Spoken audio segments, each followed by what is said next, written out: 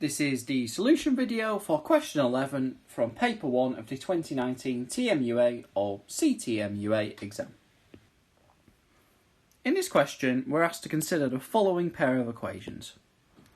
Log to base 3 of xy squared is 1, and log to base 3 of x times log to base 3 of y is minus 3.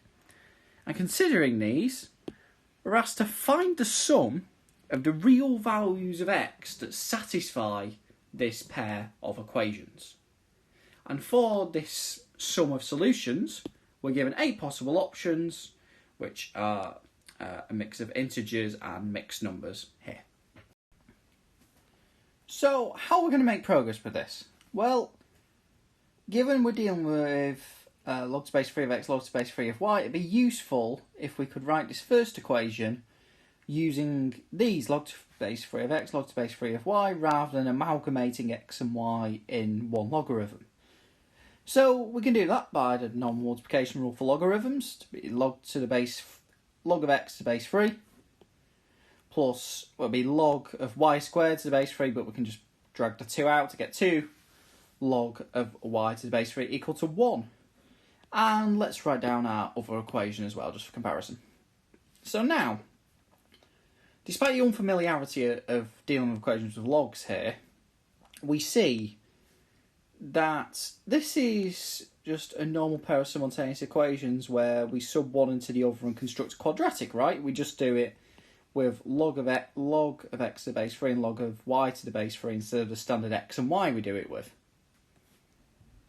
So let's do this. So firstly, we write this.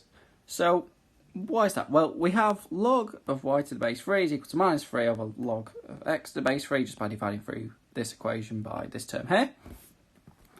And that means we can take this and sub it in here. And so we then would have an equation with just log of x to the base 3 in, namely this, because we just substitute that in here and we know it's equal to 1 from here.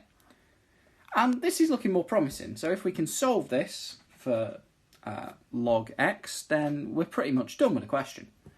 So first things first, we don't like this denominator really. We don't particularly want a denominator in terms of x. And we know if we times through by this, we should get something that looks like a quadratic.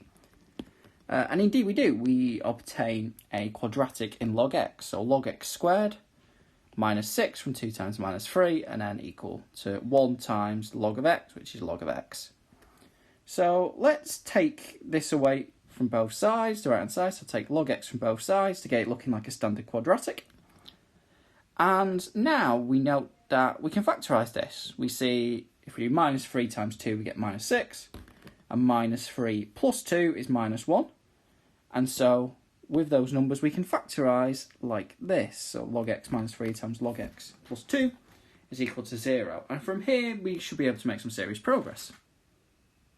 So we have this now, we have this equation, and we can quite easily deduce what log of x to the base 3 is, or what it could be.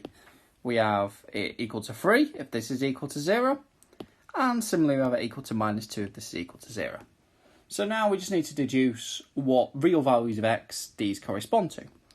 So for this, let's raise both sides, do 3 to the power of both sides. So if we do 3 to the power of log x to the base 3, we get x by definition. We know that's equal to 3 to the 3, and 3 to the 3 is 27. Similar, let's do the same here. So 3 to the power of both sides, so we get x is equal to 3 to the minus 2. And 3 to the minus 2 is 1 over 3 squared, which is a ninth.